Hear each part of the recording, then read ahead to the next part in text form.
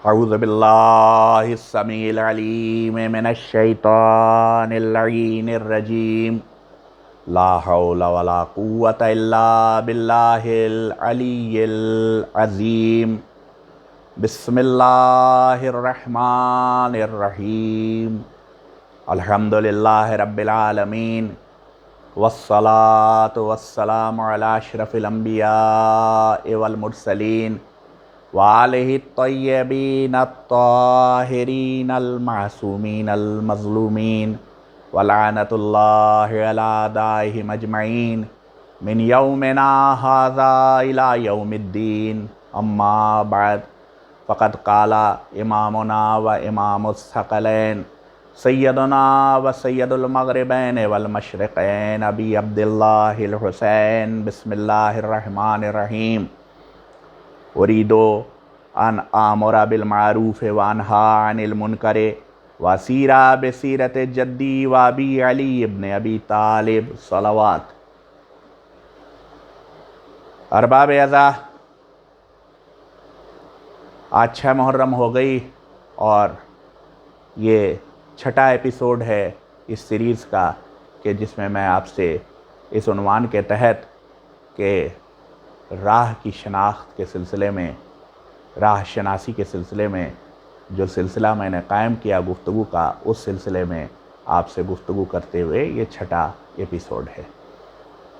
सरनामा कलाम बनाया मैंने इमाम हुसैन अलैहिस्सलाम के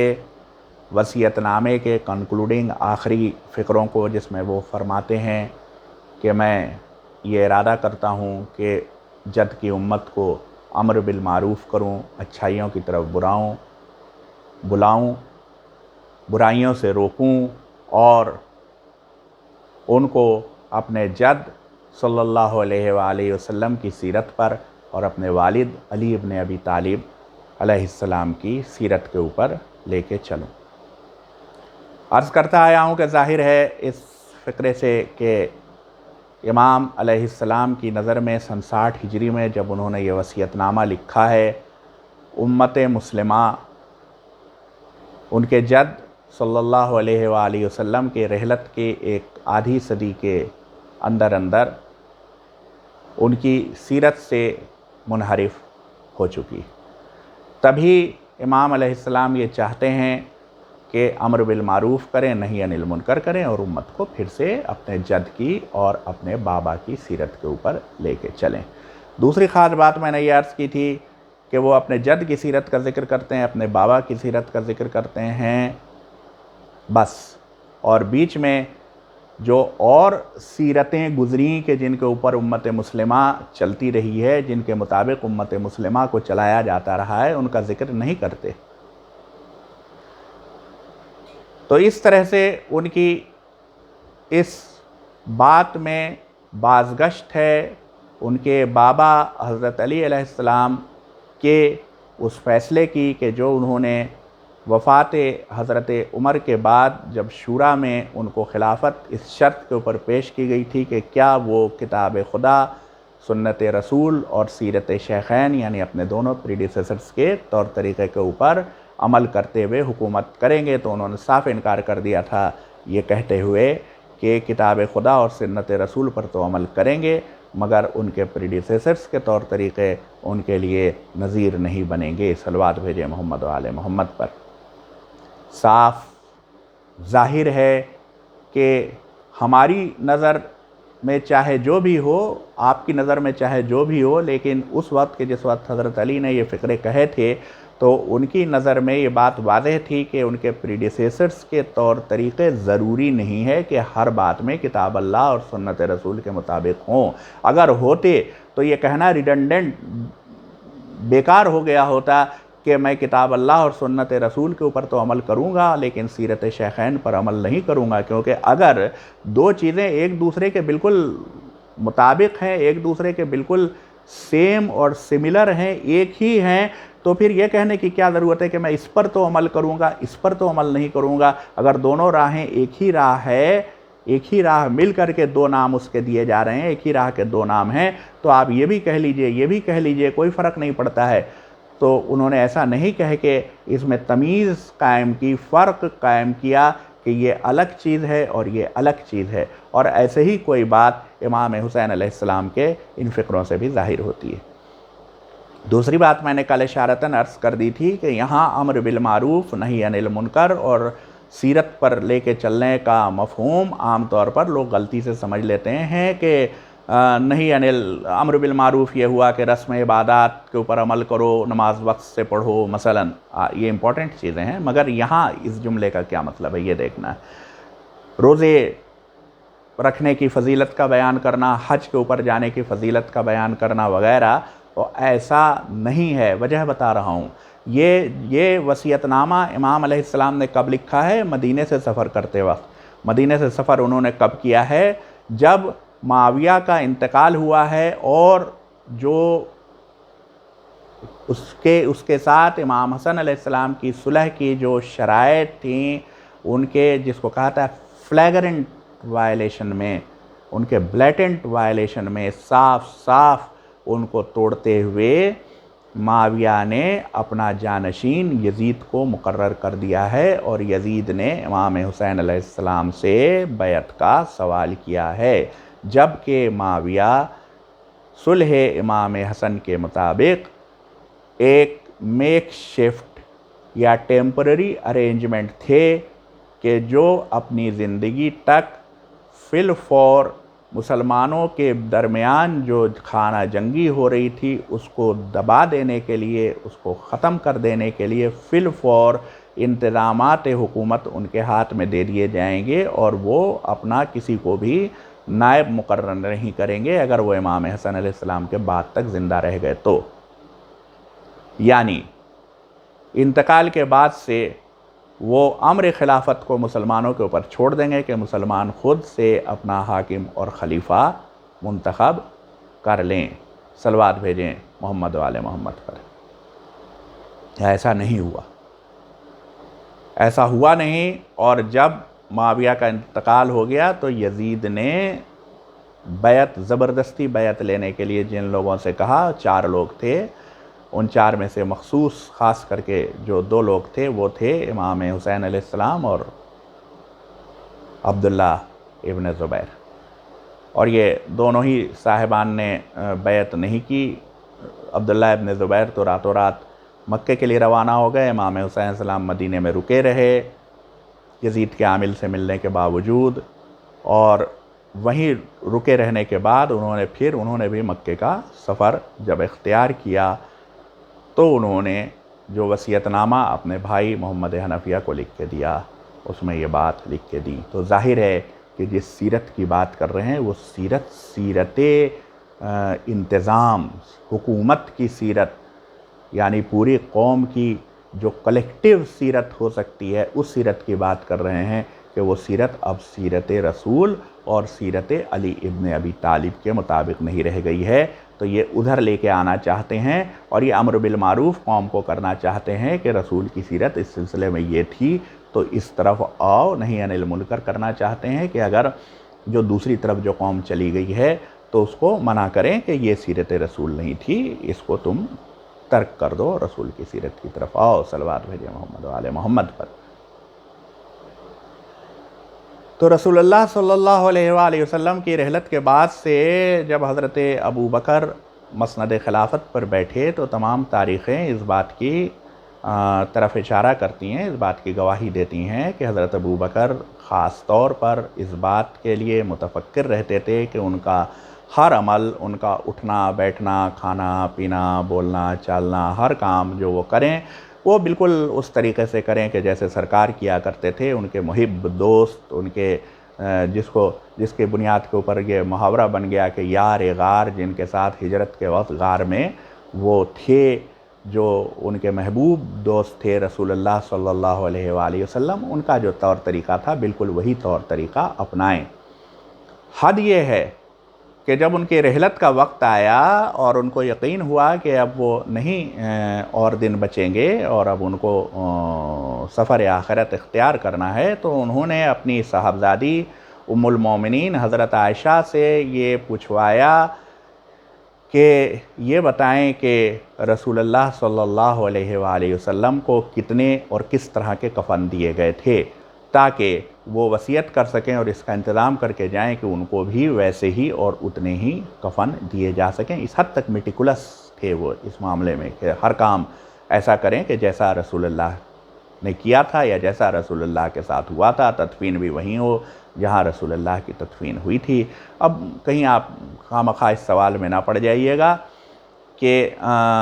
جب اتنے محبوب دوست تھے، قریب ترین دوست تھے رسول اللہ صلی اللہ علیہ وآلہ وسلم کے، تو آخر ان کو نہیں معلوم تھا کہ رسول کو کفن کتنے دیے گئے تھے اور کس طرح کے کفن دیے گئے تھے؟ یہ تو سب سے زیادہ ان کو معلوم ہونا چاہیے تھا۔ پھر کیا وجہ ہوئی کہ انہوں نے حضرت عائشہ سے دریافت فرمایا؟ اب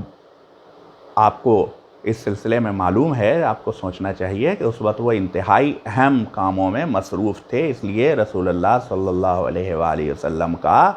جسد خاکی جب حضرت عائشہ کے گھر میں رکھا ہوا تھا اور اس کی تجہیز و تکفین کی، ان کی تجہیز و تکفین کا انتظام حضرت علی اور ان کے چچا حضرت عباس ابن عبد المطلب وغیرہ کرنے میں لگے تھے، تو اس وقت یہ دوسرے بہت اہم حکومتی امور میں، خلافت کے طے کرنے میں، بیعت لینے کے سلسلے میں، ان چیزوں میں بزی تھے۔ ان کی اس وقت ظاہر ہے کہ یہ وقت نہیں دے سکے، تو پرائرٹی وہ زیادہ تھی، تو اس طرف انہوں نے وقت دیا، تو اس لیے وہاں موجود نہیں تھے کہ وہ دیکھ سکتے کہ کس طرح کا کفن دیا گیا، کتنے کفن دیے گئے، تو مگر حضرت عائشہ تو موجود تھیں، تو انہوں نے حضرت عائشہ سے یہ سوال کر لیا۔ مگر ایک بات نہیں سمجھ میں آئی کہ آخر انہوں نے اپنا نائب منتخب کرنے کے سلسلے میں رسول اللہ صلی اللہ علیہ وآلہ وسلم کی، اپنے چہیتے محبوب دوست، اپنے آئیڈیل کی سنت پر عمل کیوں نہیں کیا؟ رسول اللہ صلی اللہ علیہ وآلہ وسلم نے تو ان کو خلیفہ مقرر نہیں کیا تھا، صحابہ کو بلا کے اور ان کے سامنے یہ نامزدگی نہیں کی تھی کہ میرے بعد حضرت ابوبکر خلیفہ بنیں گے، یا حضرت ابوبکر نہ صحیح کسی اور کا نام لے لیتے، کسی کو بھی انہوں نے جو مرض الموت میں اپنے، جب ان کو اس بات کا اطمینان ہوا، اس بات کا یقین ہو گیا کہ اب وہ رحلت فرمانے والے ہیں، وہ وقت قریب آ گیا ہے، تو انہوں نے کہاں حضرت ابوبکر کو نامینیٹ کیا؟ کہاں اس وقت انہوں نے صحابہ بزرگ جیسے کہ حضرت عبد الرحمن بن عوف کو، حضرت عثمان بن عفان کو، خود حضرت ابوبکر کو بلا لیتے، حضرت عمر کو بلا لیتے، یا اور جس کو چاہتے بلا لیتے، اور بلانے کے بعد سے وہ کہتے کہ میں ان کو اپنے بعد جانشین نامینیٹ کر رہا ہوں، تو ایسا تو آپ کہیں بھی تاریخ میں نہیں پائیں گے۔ ہاں، تاریخ میں یہ ضرور ملتا ہے کہ انہوں نے کہا تھا کہ کاغذ یا لکھنے کے کوئی بھی چیز، لوح اور دوات اور قلم لے آؤ تو میں کچھ ایسا لکھ دوں کہ جس سے پھر تم میرے بعد مشکلوں میں نہ پڑو، مگر اس وقت صحابہ کو نے اس قدر شور مچایا کہ ان کی جب علالت، جو مرض الموت کی ان کی علالت تھی، اس میں ان کے سر میں شدید درد رہا کرتا تھا، تو وہ ان آوازوں سے اتنا پریشان ہوئے کہ انہوں نے ان سے کہا کہ تم لوگ یہاں سے چلے جاؤ۔ یہ ہر جگہ روایتوں میں، ہر تاریخ میں آپ کو، جب آپ رسول کی رحلت کا واقعہ دیکھیں گے تو آپ کو ملے گا۔ خیر بہرحال، تو انہوں نے حضرت ابوبکر کو نامینیٹ نہیں کیا تھا، تو حضرت ابوبکر کو بھی چاہیے تھا، اگر تعصی کرنی تھی تو کہ وہ کسی کو نامینیٹ نہ کرتے، جیسے کہ سقیفے میں لوگوں نے ان کے ہاتھ پر بیعت کی تھی، ویسے ہی وہ کھلا چھوڑ دیتے، اوپن چھوڑتے کہ لوگ جس کے ہاتھ پر مناسب سمجھیں اس کے ہاتھ پر بیعت کر لیں، مگر انہوں نے ایسا نہیں کیا۔ انہوں نے حضرت عمر کو اپنا خلیفہ نامینیٹ کیا، اور یہ سنت رسول کے مطابق ہرگز نہیں تھا۔ اسی طرح سے حضرت عمر نے اپنے انتقال کے وقت مجلس شورا بنائی، شورا کی کمیٹی تشکیل کی، اور شورا کی کمیٹی کے حوالے کیا کہ وہ اس طریقے سے، جس کے اوپر تفصیلی گفتگو ہو چکی ہے، وہ اگلا جانشین ان کا منتخب کریں، اگلا خلیفہ اور سربراہ منتخب کر لیں، امیر المومنین کو منتخب کر لیں مسلمانوں کے۔ ایسا تو رسول نے نہیں کیا تھا، تو یہ سنت رسول کے مطابق کہاں تھا؟ ایسا ان کے پریڈیسیسر حضرت ابوبکر نے بھی نہیں کیا تھا، تو یہ سیرت حضرت ابوبکر کے مطابق بھی نہیں تھا۔ تو ان دونوں حضرات نے تو خود اجتہاد کیا تھا، کسی سیرت کے اوپر عمل نہیں کیا تھا، تو یہی بات تو حضرت علی نے کہی تھی کہ میں کتاب اللہ اور سنت رسول پر تو عمل کروں گا مگر سیرت شیخین پر عمل نہیں کر کے اجتہاد کروں گا۔ تو اس میں کون سی ایسی بات ہو گئی تھی کہ اس کی وجہ سے انہیں ڈسکوالیفائی کیا گیا، اور حضرت عثمان نے جنہوں نے یہ وعدہ کر لیا تھا کہ وہ سیرت شیخین کے مطابق بھی عمل کریں گے، کیا انہوں نے سیرت شیخین کے مطابق عمل کیا؟ مجھ سے مت کچھ پوچھیے، آپ تاریخ کی کتابیں پڑھ لیجئے، اور اگر جدید لوگوں میں سے پڑھنا چاہتے ہیں، کسی کو بھی جس نے رسول اللہ صلی اللہ علیہ وآلہ وسلم کے بعد میں ان کے جانشینوں کے بارے میں گفتگو کی ہو، پڑھ لیجئے، اور چھوڑیے آپ مولانا علامہ ابوالعلا مودودی کی کتاب خلافت و ملوکیت پڑھ لیجئے، اس میں یہ بات آپ کو واضح سمجھ میں آ جائے گی کہ حضرت عثمان کی سیرت نہ تو حضرت عمر کی سیرت کے مطابق تھی، نہ حضرت ابوبکر کی سیرت کے مطابق تھی، یہ بالکل ہی الگ تھی۔ تو اس طرح سے جب حضرت علی علیہ السلام کو خلافت ملی یا لوگوں نے انہیں خلافت کے لیے مجبور کیا، کسی نے کہا کہ حضرت علی علیہ السلام کا الیکشن وہ اکیلا الیکشن ہے کہ جس میں امت کے سارے ریپریزنٹیٹیوز موجود تھے، جنہوں نے موجود ہو کے بھیڑ لگا کے انہیں الیکٹ کیا تھا، یہ کوئی نامینیشن نہیں ہے، یہ چند اشخاص نے کسی آربیٹریلی چنے ہوئے کولیجیم نے جو صرف قریش کو اور پیسے والوں کو ریپریزنٹ کر رہا ہو، منیڈ پیپل کو، اور ایک پریزیومڈلی سپیریئر ریشیل کلین کو ریپریزنٹ کر رہا ہو، صرف ایسے لوگوں نے نہیں منتخب کیا تھا، بلکہ اس وقت ساری امت کے ریپریزنٹیٹیو موجود تھے، اور یہی نہیں، صرف مدینے کے ریپریزنٹیٹیو نہیں موجود تھے، مختلف جگہوں کے ریپریزنٹیٹیو موجود تھے، جنہوں نے مل کے اصرار کر کے حضرت علی کی بیعت کی تھی، اور حضرت علی نے اپنے حکومت کے ان 4 سال میں 4 برسوں میں جس میں مستقل فتنے برپا کیے جاتے رہے ان کے خلاف، جنگ جمل سے شروع ہو کر کے جنگ نہروان تک اور ان کی شہادت تک، اس میں انہوں نے وہی طور طریقہ بالکل لاگو کرنے کی، اپنانے کی، نافذ کرنے کی ہر ممکن کوشش کی کہ جو رسول اللہ صلی اللہ علیہ وآلہ وسلم کا طور طریقہ تھا، وہ طور طریقہ جس میں کسی نسل کو کوئی برتری نہیں حاصل تھی، کوئی نسل حکومت کرنے کی مجاز نہیں تھی۔ اگر آپ حضرت علی نے جو اپنے گورنرز چنے تھے ان کو آپ دیکھیں گے، یا جو عہدے تقسیم کیے تھے لوگوں پر، تو آپ کو پتہ چل جائے گا کہ وہ اس وجہ سے عہدے نہیں تقسیم کرتے ہیں کہ کسی سے رشتہ داری ہے، اس وجہ سے عہدے نہیں تقسیم کرتے کہ کوئی کسی خاص مکے کے کسی خاص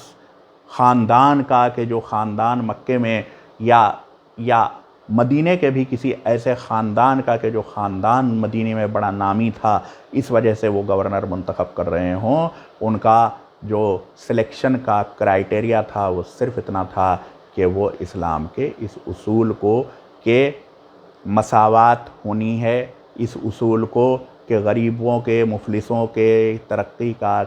کے کام ہونے ہیں، اس اصول کو کہ تفریق اور درجہ بندی نہیں ہونی ہے، اس اصول کو کہ پیسوں کو ایک طرف کنسنٹریٹ نہیں ہونے دینا ہے دولت کو، اس کے اوپر جو لوگ عمل کرنے کے لیے تیار ہوں، جو اس بات کو سمجھتے ہوں، صرف ایسے لوگوں کو ہی اپنا عامل چنا۔ تو یہ تھی سیرت رسول اللہ کی، اور یہی تھی سیرت حضرت علی علیہ السلام کی۔ تو جیسا میں نے پہلے ایپیسوڈ میں عرض کیا تھا کہ آج کی دنیا میں یہ ساری باتیں کرنے کی ضرورت کیا ہے؟ کہیں خدا نخواستہ اسے آپ شیعہ سنی گفتگو مت سمجھ لیجئے گا، اسے شیعہ سنی بحث سے کوئی مطلب نہیں ہے، کیونکہ اس زمانے میں، جس زمانے میں یہ سب ہو رہا تھا، اس زمانے میں نہ شیعہ ہوتے تھے نہ سنی ہوتے تھے، اس زمانے میں صرف مسلمان ہوا کرتے تھے۔ تصادم لیکن پھر بھی تھا، تصادم کس میں تھا؟ شیعہ سنی میں نہیں تھا، ان طبقات میں تھا کہ جو طبقات اس زمانے میں تھے۔ ایکسپلائٹرز اور ایکسپلائٹڈ کا طبقہ دنیا میں ہمیشہ سے رہا ہے، مالک اور مزدور کا طبقہ دنیا میں ہمیشہ سے رہا ہے۔ نسلی طور پر برتری اپنی سمجھنے والوں کا کہ جو یہ سمجھتے ہیں کہ ہماری ہی نسل برتر ہے، مختلف لوگوں نے سمجھا۔ قریش بیچارے اکیلے قصوروار اس کے نہیں ہیں، جرمنی میں آریائیوں نے سمجھا، دوسری جگہوں میں دوسروں نے سمجھا، پوری فہرست گنانے کی فرصت نہیں ہے۔ آپ دیکھ لیجئے کہ ریشیلزم جگہ جگہ ہوئی ہے، لیکن یہ بھی قریش کی صرف اور صرف ریشیلزم تھی۔ تو یہ ریشیلزم اسلام نہیں ہے، چونکہ ریشیلزم کے اوپر ہی کاروبار چلتا رہا، اس لیے تاریخ داں اور تاریخ کے انالیسس کرنے والے یہ کہنے پر مجبور ہو گئے کہ جس کو آپ اسلام کہتے ہیں وہ در حقیقت عربوں کا بلکہ قریش ریشیلزم کا احیا تھا۔ وہ اٹھ کھڑی ہوئی تھی اور وہ تلوار لے کے نکلی، اور اڑوس پڑوس کے جتنے ممالک تھے وہ اس ریس سے پریشان رہتے تھے اور اس کے پیش قدمیوں کے آگے ایک ایک کر کے مفتوح ہوتے چلے گئے۔ ایسا حضرت علی کے کردار میں آپ کو نہیں دکھائی دے گا۔ لوگ کہتے ہیں کہ باقی خلفاء کے زمانے میں بڑی فتوحات ہوئیں، حضرت علی کے زمانے میں تو کوئی ملک نہیں فتح ہوا۔ بالکل، بے شک آپ اسے برائی سمجھتے ہیں، میں اسے اچھا ہی سمجھتا ہوں۔ حضرت علی نے کسی اپنے پڑوسی ملک کے اوپر کوئی ایگریشن نہیں کیا تھا۔ جو جنگیں انہوں نے کی تھیں وہ جنگیں جب خانہ جنگی اور بغاوت ان کے خلاف کی گئی تو اس میں دفاع میں صرف انہوں نے جہاں تلوار اٹھائی ہے اپنے دور خلافت میں، اس کے علاوہ وہ کسی کے اوپر تلوار چلاتے ہوئے نظر نہیں آئیں گے۔ وہ کبھی بھی، جیسا کہ پہلے ہو چکا تھا کہ وہ قبیلے بھی کہ جو اپنے کو مسلمان کہتے رہے وفات رسول کے بعد، مگر صرف اتنا کہ انہوں نے زکوٰۃ کو تھوڑی دیر کے لیے روک لیا کیونکہ شروعات تھی، ابھی نظام حکومت بدلا تھا، وہ مطمئن ہو جانا چاہتے تھے اس سلسلے میں، تو ان قبیلوں کو قتل کیا گیا، ان کی عورتیں اٹھا لائی گئیں۔ تاریخ اس سلسلے میں گواہ ہے کہ وہاں کے سردار قتل کیے، جس پر خود حضرت عمر ناراض ہوئے تھے۔ یہ سارے دستور حضرت علی نے منسوخ کر دیے تھے۔ حضرت علی کی حکومت ایکسپینشنسٹ حکومت نہیں تھی جس سے دنیا کے سارے ممالک لرزہ براندام رہیں۔ حضرت علی کا ایکسپینشن اگر تھا بھی تو وہ محبت کی بنیاد کے اوپر ایکسپینشن تھا۔ اور امام حسین علیہ السلام اسی سیرت کے احیا کے لیے، اسی امر بالمعروف کے لیے، اسی نہی عن المنکر کے لیے مدینے سے اٹھ کھڑے ہوئے تھے، مدینے سے اٹھ کے مکہ گئے تھے۔ آج 6 محرم ہے، میری چشم تصور عرب کے ریگستان میں ایک چھوٹے سے قافلے کو مکے سے کوفے کی طرف، کوفے کی راہ پر بڑھتے ہوئے تیز دھوپ میں دیکھ رہی۔ تیز دھوپ ہے، کچھ گھوڑ سوار مرد ہیں، بہت کم، مشکل سے 5 درجن شاید، یا کچھ زیادہ یا کچھ کم۔ کچھ ناقے ہیں جن پر عماریاں ہیں، جن پر پردے پڑے ہیں، جن میں خواتین ہیں۔ مردوں میں ایک بزرگ ہے جو اپنے گھوڑے کے اوپر جا رہے ہیں، اور ان کے گھوڑے سے بس 2 قدم پیچھے ایک اور گھوڑا چل رہا ہے، اور اس گھوڑے پر ایک نونہال، ایک جوان رہنا سوار ہے کہ جن لوگوں نے رسول اللہ صلی اللہ علیہ وآلہ وسلم کی زیارت کی تھی، وہ اگر اس کے چہرے کی طرف دیکھتے ہیں تو کہتے ہیں کہ واللہ یہ رسول کی تصویر ہے، رسول کی جوانی کی تصویر ہے۔ ناگہاں آگے آگے چلنے والے بزرگوار نے سر جھکا ہوا اٹھایا اور بآواز بلند فرمایا، اِنَّا لِلَّهِ وَإِنَّا إِلَيْهِ رَاجِعُونَ۔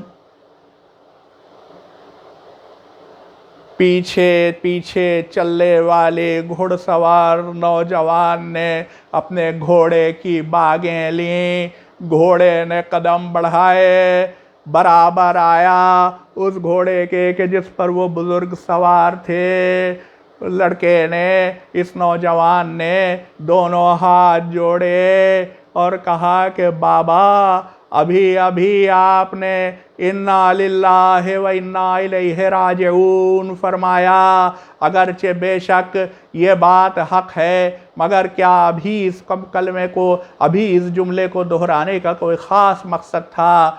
آپ سمجھے یہ صاحبزادے کون ہیں، یہ شہزادے کون ہیں؟ یہ ہے علی اکبر۔ اور وہ کون ہیں؟ وہ ہیں ان کے بابا امام حسین علیہ السلام۔ امام حسین علیہ السلام فرماتے ہیں کہ بیٹا ابھی چلتے چلتے میری آنکھ جھپک سی گئی اور میں نے دیکھا کہ کوئی جا رہا ہے اور کہتا جا رہا ہے کہ اس قافلے کے ساتھ ساتھ موت چل رہی ہے۔ حضرت علی اکبر نے کیا پوچھا؟ 18 برس کے جوان نے پوچھا، بابا کیا ہم حق پر نہیں ہیں؟ حسین نے کہا بے شک میرے لال ہم حق پر ہیں۔ علی اکبر کہتے ہیں کہ بابا اگر ہم حق پر ہیں تو پھر کیا فرق پڑتا ہے کہ ہم موت پر جا پڑیں یا موت ہم پر آ پڑے؟ روز عاشوراء آیا، کربلا کے میدان میں صبح عاشوراء نمودار ہوئی، صبح عاشوراء نمودار ہوئی، نماز کا وقت ہوا، حسین نے مڑ کے علی اکبر کی طرف دیکھا، کہا بیٹا اذان دیجئے۔ علی اکبر کی آواز بلند ہوئی، اللہ اکبر اللہ اکبر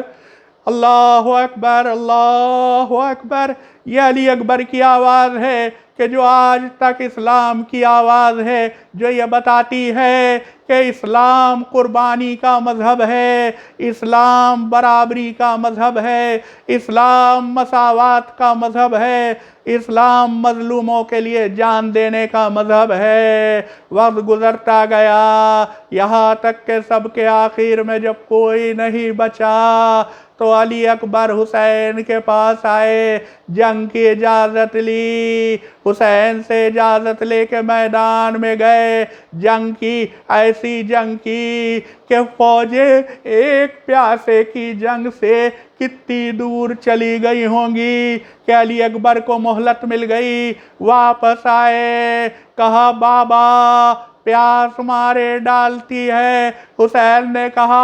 آؤ بیٹا اپنی زبان میرے دہن میں ڈال دو، شاید کہ کچھ تری پہنچے۔ علی اکبر نے زبان بابا کے منہ میں ڈالی اور فوراً کھینچ لی کہ آپ کا منہ تو مجھ سے زیادہ خشک ہے۔ پھر میدان میں گئے، ایک نیزہ کلیجے کے پار ہوا، علی اکبر گرے، حسین کمر پکڑے، لاش پہ سر پر پہنچے، نیزے کی انیں نکالی، علی اکبر کے سینے سے خون ابلا۔ حسین نے بیٹے کے لاشے کو کلیجے سے چمٹایا،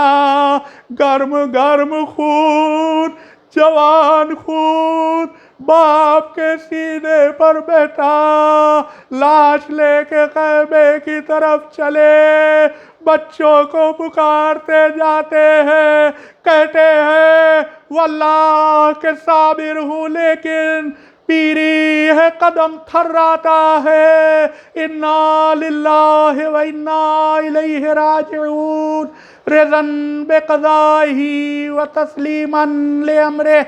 سیعلم الذین ظلموا ای منقلب ینقلبون۔